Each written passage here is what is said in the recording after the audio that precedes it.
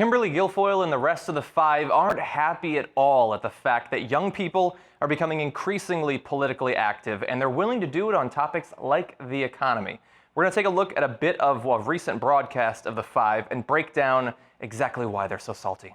More than half of millennials, 55%, say that they would consider leaving the U.S., and it's because of the economy. Guess who created the economy? Obama. Guess who they voted for? I know, but there's such a disconnect there. It's just, it's ignorant, right? I mean, I don't know. Who's giving these people degrees? That's a basic thing to figure out.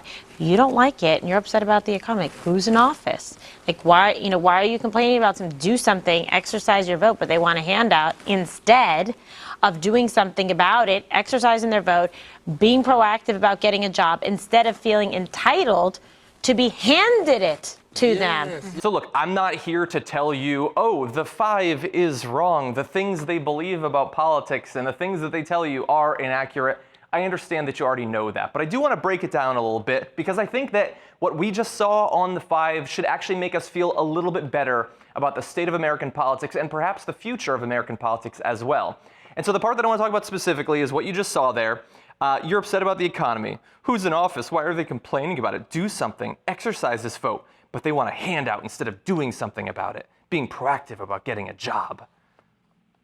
That's not at all what is actually going on. And it is the complete reversal of what's actually frustrating. And them saying there, like, oh, how can you want the government to help you economically? How can you want them to help you with job training? How can you want them to help you with overtime, which was recently, Obama's recent decision expanding overtime access to something like 5 million more Americans was recently a topic of discussion on Outnumbered, where they were pissed off about that as well and called that too a handout.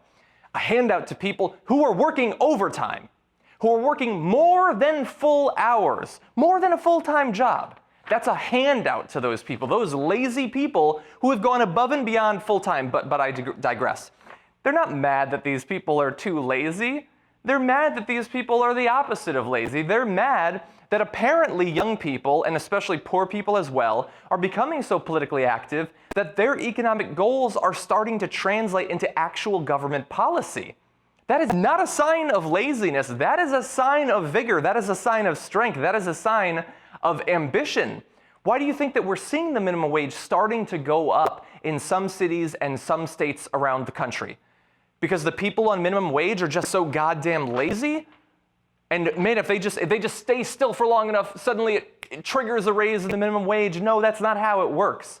They have to be politically active. They have to talk to politicians. They have to vote for politicians who are going to provide those sorts of policies for them. You're not mad that they're too lazy. You're mad that they're not lazy anymore.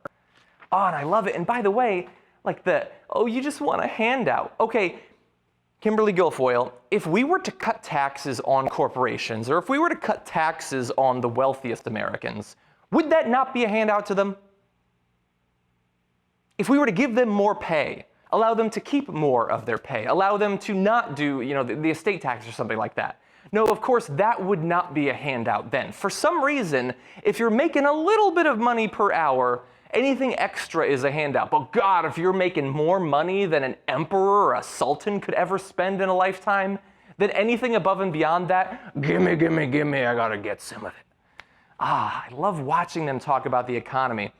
And by the way, the other way that they're talking about the economy in that clip, and especially if you watch the full thing, is trying desperately to downplay how the economy has recovered. Now, there are perfectly legitimate ways that you can attack the recovery that we've had.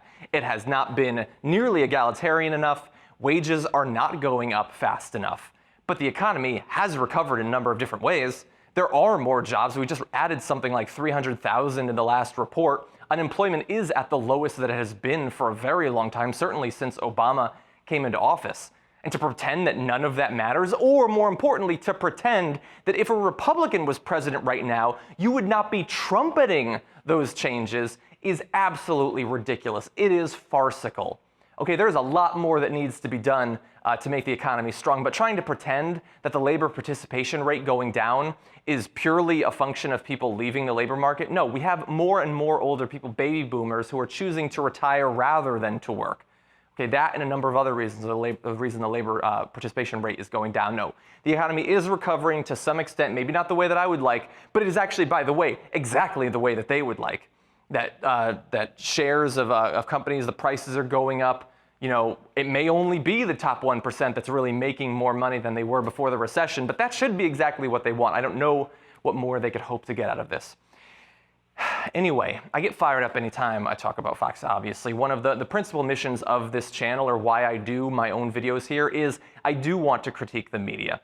Not because I expect that I can change their mind. I'm hardly even interested in trying to do so. But they spread a message. That message needs to be countered. For those like you who want to learn more about it and don't have the time to watch as much of Fox as I do, or for those in the middle who believe what Fox is telling them, who believe the lies that are continually spread to them from the right. We need to defend against that, and that's what I aim to do here.